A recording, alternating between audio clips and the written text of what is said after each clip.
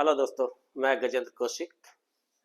फिर से हम आए हैं एक टॉपिक जो बचा था हमारा जलधाराओं वाला, और ये है इंडियन ओशियन की वाटर करंट, हिंद महासागर की जलधाराएं। अब तक हमने कहाँ कहाँ की जलधाराओं को स्टडी किया है। अटलांटिक महासागर की जलधाराएं, प्रशांत महासागर की जलधाराएं, और तीसरे जो बड़ा महासागर है वो है हिंद महासागर। इस महासागर की जलधाराएं यदि हम पूरा पढ़ लेते हैं तो इसके बाद लगभग जलधाराओं के सारे कॉन्सेप्ट आपको क्लियर हो रहे होंगे। इसके बाद भी मैं कुछ ऐसे क्वेश्चन बना करके लाऊंगा जो अब तक पूछे नहीं गए हैं, लेकिन वो अपने आप में बड़े महत्व के सवाल हैं। तो आज के वीडियो में तो हिंद महासागर की जलधाराएं देखते हैं। आइए देखिए, जैसा उन महासागरों में हुआ, जैसा उन महासागरों में दशाएं थी और जलधाराएं चलती थीं, वैसे ही यहाँ भी चलनी है। बस ये है कि अलग अलग जगहों की परिस्थितियां जो अलग अलग होती हैं, या जो जगह जो देश होते हैं, जिन देशों के तटों पर चल रही होती हैं, उन देशों के नामों पर जलधाराओं के नाम भी रख दिए जाते हैं। और इसीलिए अलग अलग महासागरों में जलधाराओं के नाम भी कुछ अलग अलग हो जाते हैं। आइए, आप परिचित होंगे और बस रिवीजन हो जाएगा आपका। पहले देख लें कौन सा क्या है, कहाँ है। हिंद महासागर की अगर हम बात करते हैं, देखिए ये इंडोनेशिया दिखा रहा हूं मैं, इस चीज को भी समझेंगे जरूर। ये इंडोनेशिया है, ये इक्वेटोरियल सॉरी इक्वेटर है, ये येलो कलर से दिखा रहा हूं। ये विषुवतीय रेखा है या विषुवत रेखा है, भूमध्य रेखा है या इक्वेटर लाइन है, 0 डिग्री। ये सुमात्रा है, ये जावा है, और फिर ये बाली और बहुत सारे द्वीप जो इंडोनेशिया के हैं। ये इरियन जाया है, जो पापुआ न्यू गिनी आप लोग देखते हैं उसमें से कुछ भाग जो इधर पश्चिम वाला है, ये है इरियन जाया। इरियन जाया इंडोनेशिया का ही भाग है। इंडोनेशिया के पास बहुत सारे द्वीप हैं, 13,000 के आसपास द्वीप हैं, या 13,000 द्वीपों का समूह है इंडोनेशिया देश। और इसी में जब हम ईस्टर्न मोस्ट कंडीशन में जा रहे होंगे या दिशा में जा रहे होंगे सबसे पूरब, तो ये पापुआ न्यू गिनी जो आप लोग देखते हैं, इसी का पश्चिम वाला जो क्षेत्र है यह इरियन जाया। इस पर भी अधिकार है, पॉलिटिकली अधिकार है किसका? इंडोनेशिया का। लेकिन मैं अभी इंडोनेशिया नहीं बता रहा हूं, मैं ये बंटवारा बता रहा हूं कि कहां तक इंडियन ओशन है और कहां तक, कहां से पैसिफिक या प्रशांत महासागर शुरू हो जाता है। देखेंगे ये मलेशिया, इसी के नीचे यहाँ सिंगापुर, और ये थाईलैंड वगैरह होते हुए जब आगे चलेंगे ये है सुमात्रा, मैंने अभी बताया, यानी कि इंडोनेशिया। तो जो इधर वाला भाग है, इन द्वीपों के जो इधर का भाग है, ये प्रशांत महासागर का है। हाँ, ये बात जरूर है कि कुछ लोग अब सोच रहे होंगे कि साउथ चाइना सी को प्रशांत महासागर बता रहे हैं। हाँ भाई, बिल्कुल बता रहा हूं, क्योंकि प्रशांत महासागर का ही सीमांत सागर साउथ चाइना सी है। मार्जिनल सी साउथ चाइना सी, मार्जिनल सी है किसका? प्रशांत महासागर का। लेकिन माना जाएगा प्रशांत महासागर का भाग ही। तो ये इंडोनेशिया के द्वीपों की जो लाइन दिख रही है, इसके उत्तर में जो पानी है, इधर यहाँ आ जाएंगे पापुआ न्यू गिनी होते हुए, और ये ऑस्ट्रेलिया के जो ईस्ट में पानी है, ये सब भी प्रशांत महासागर का ही पानी है। और इधर ऑस्ट्रेलिया के पश्चिम में आ जाए तो अब हम हिंद महासागर में चल रहे हैं। ये पूरा हिंद महासागर है जो मेरा हाथ देख रहे हैं, मैं धीरे धीरे आगे बढ़ा रहा हूं इसे, और हम आ गए हैं इस टाइम कहां? अफ्रीका। और अफ्रीका में भी ये मेडागास्कर आप लोग देख रहे होंगे, और ये केप ऑफ गुड होप है, बस यहीं के आसपास से ऐसा मान लें कुछ डिवीजन, ये इधर तक ऑस्ट्रेलिया के इधर, ये सब का सब हिंद महासागर है। लेकिन ध्यान रहे, इंडोनेशिया के ऊपर वाला भाग नहीं। और ये हिंद महासागर के ही दो भाग और भी हैं, ये है बे ऑफ बंगाल, बंगाल की खाड़ी, और इधर है अरब सागर। तो मैं समझता हूं कि हिंद महासागर आपको बिल्कुल क्लियर हो गया होगा।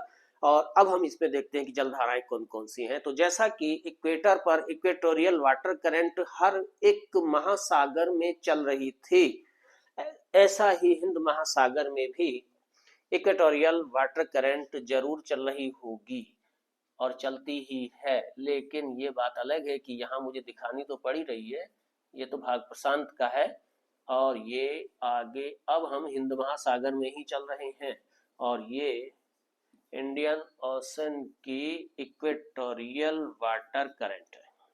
बड़ी सिंपल बात है।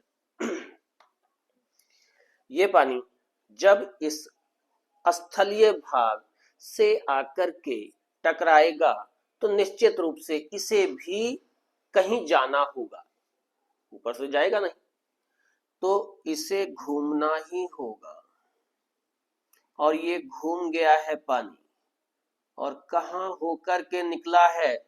मोजाम्बिक चैनल होकर के निकला है दोस्तों। ये मेडागास्कर आइलैंड और इधर ये मोजाम्बिक, मैंने नाम लिख दिया है, ये देश का नाम है मोजाम्बिक। यही बीच में जो भाग है इसी को कहते हैं मेडागास्कर और मोजाम्बिक देश के बीच में जो पानी वाला भाग है यही है मोजाम्बिक चैनल। तो जो ये जलधारा इधर आ रही थी, कुछ पानी तो इस मोजाम्बिक चैनल से होकर के निकला किधर, साउथ की तरफ, और कुछ पानी ये मेडागास्कर के पूर्वी तट से होकर के चल रहा है। पानी कौन सा है? इक्वेटोरियल है, इक्वेटोरियल वाटर ही है। तो चाहे ये मेडागास्कर से लग कर के निकले या मोजाम्बिक चैनल से होकर के जाए, दोनों ही जलधाराएं अपने आप में या ये दोनों ब्रांच अपने आप में गर्म जलधाराएं ही होंगी, क्योंकि इनके लिए पानी का सोर्स जो मिला है या सोर्स है वो है इक्वेटोरियल वाटर करंट, जो अपने आप में पूरे वर्ल्ड में वार्म वाटर करंट है। हाँ, नाम जरूर याद रखेंगे। मेडागास्कर के जो पूर्वी तट पर पानी है इसे हम मेडागास्कर वाटर करंट, मेडागास्कर या मालागासी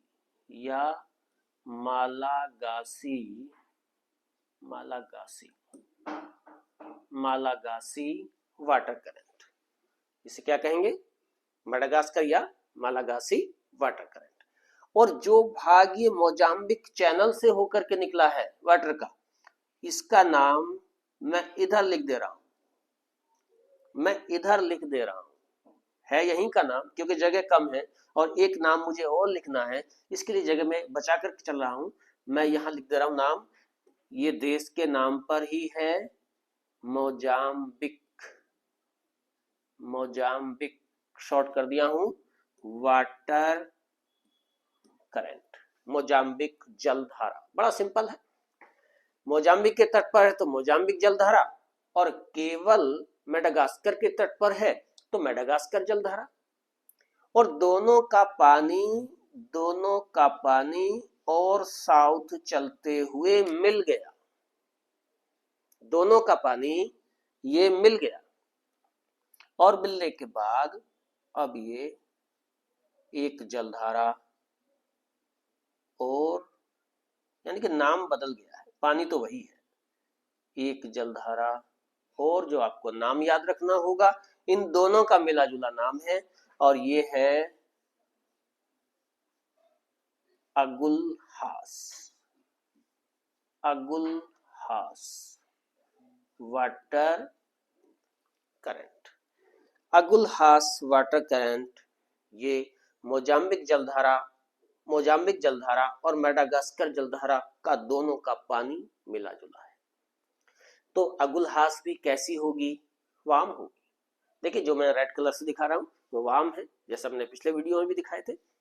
तो ये अभी तक सबका पानी का सोर्स क्या है? इक्वेटोरियल वाटर ही है। तो ये सब की सब गर्म जलधारा है। तो क्या हिंद महासागर में कोई ठंडी जलधारा भी है? हाँ है, देखते हैं उसे भी। इसे मैं ग्रीन कलर से दिखा रहा हूं।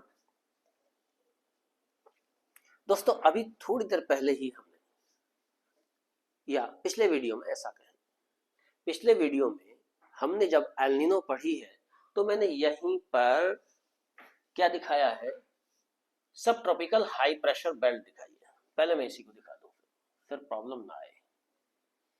यही 30 से 35, 30 से 35, 30 से 35, दोनों हेमिस्फीयर में 30 और ये 35 साउथ, दोनों हेमिस्फीयर में सब ट्रॉपिक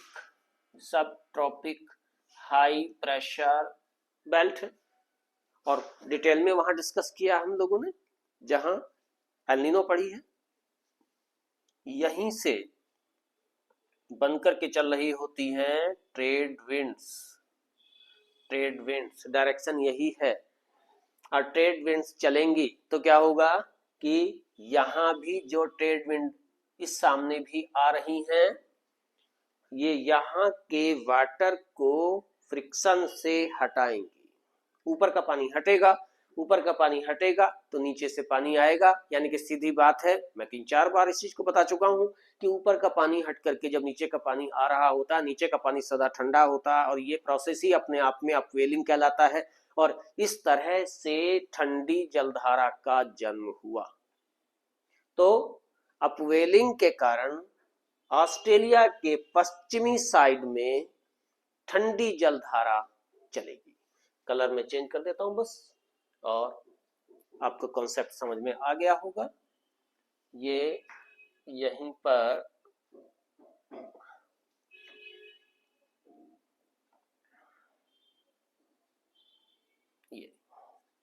ये इक्वेटर की तरफ जाएगी। मैंने ज्यादा दूर तक दिखा दिया, लेकिन यहां तो चलेगी। और इसी का नाम होगा वेस्ट ऑस्ट्रेलियन वाटर करंट। याद रखेंगे दोस्तों, बेहद कंफ्यूजिंग है ये, क्योंकि ईस्ट ऑस्ट्रेलियन वाटर करंट अपने आप में वार्म वाटर करंट है जो पैसिफिक ओशियन की है, क्योंकि इधर तो पैसिफिक ओशन है। तो प्रशांत महासागर की पूर्वी ऑस्ट्रेलियाई जलधारा अपने आप में गर्म जलधारा है, जबकि हिंद महासागर में पश्चिमी ऑस्ट्रेलियाई जलधारा कोल्ड वाटर करंट है। कोल्ड वाटर करंट है। मन में आ रहा होगा ऐसा क्यों? वैसे तो अगर वीडियो पिछले वाला देखेंगे तो समझ में आ जाएगा, लेकिन अब पिछला वीडियो आप देखें, मैं तो कुछ सेकेंड में ही बता दूंगा, तो मैं ही बता देता हूं, आप लोग यहीं पर देख लें। और ये देखेंगे, क्योंकि इधर भी इक्वेटोरियल, यहां भी इक्वेटोरियल वाटर करंट चल रही थी, आप लोगों को याद आ रहा होगा, लेकिन पैसिफिक का है ये। और ये यहां द्वीपों से टकराने के बाद पानी ऐसे घूम गया था। तो ऑस्ट्रेलिया के पूर्वी तट पर है तो ईस्ट ऑस्ट्रेलियन वाटर करंट, लेकिन इक्वेटर से पानी मिला है तो कैसी होगी? वार्म होगी। लेकिन यहां पानी इक्वेटर से नहीं मिल रहा, यहां क्या है, दूसरा प्रोसेस ही हो रहा है, और वो है अपवेलिंग। क्योंकि ट्रेड विंड्स ने यहाँ के पानी को, ऊपर वाले पानी को हटा करके इक्वेटर की तरफ भेजा, नीचे से पानी आया और वो ठंडा है तो कोल्ड वाटर करंट। हाँ, ऑस्ट्रेलिया के पश्चिम में है तो पश्चिमी ऑस्ट्रेलियाई वाटर करंट, ऑस्ट्रेलिया के पूर्वी तट पर है तो पूर्वी ऑस्ट्रेलियाई वाटर करंट। ये गर्म है, ये ठंडी है। मैं इसलिए कह रहा हूं कि कभी भी यूपीएससी स्टेटमेंट में लेकर के इनमें से कौन एक सही या कौन गलत, या कौन कौन से सही कौन कौन से गलत, ऐसी जगहों से क्वेश्चन बन रहे होते हैं। आप लोग इनके लिए बिल्कुल अलर्ट रहें। तो हिंद महासागर की बहुत ज्यादा जलधाराएं है ही नहीं, बहुत थोड़ी सी हैं। और मैं समझता हूं कि ये पूरा आज आपको जलधाराओं को, मुख्य जो भाग है जलधाराओं का, पूरे विश्व की जलधाराओं का मुख्य भाग आपको आज ये तैयार हो गया होगा। लेकिन अभी जो नेक्स्ट वीडियो आएगा उसमें अभी 2 चीज और बची हैं आपको, जो मैं लेकर के आऊंगा। वो क्या क्या है? एक तो एल नीनो का, जो पेरू के तट पर चली है, एल नीनो का भारतीय मानसून पर प्रभाव। कैसे भारतीय मानसून को एल नीनो प्रभावित करती है। एक तो इस पर होगा एक वीडियो, और एक अभी इस बात पर होगा कि जलधाराओं की उत्पत्ति से संबंधित थोड़ा सा ऐसे जो सवाल अभी पूछे ही नहीं गए हैं कहीं भी, ये कह सकते हैं कि मैंने अपने मन से बनाए हैं, लेकिन ठीक है वो अपने मन से यानी कि यहीं से सोच कर बनाए हैं, जो कभी भी बन सकते हैं। देखिए आए हुए सवाल तो आए हैं, लेकिन वो भी तो आने हैं जो भी बनने हैं। हो सकता है कोई ऐसा सवाल बन जाए। तो अब हम नेक्स्ट वीडियो में उन चीजों को ही लाएंगे। आप लोग देखते रहिए और समझते रहिए, कमेंट बॉक्स में लिखते रहिए जहां भी दिक्कत है। ठीक है, थैंक यू, मिलते हैं।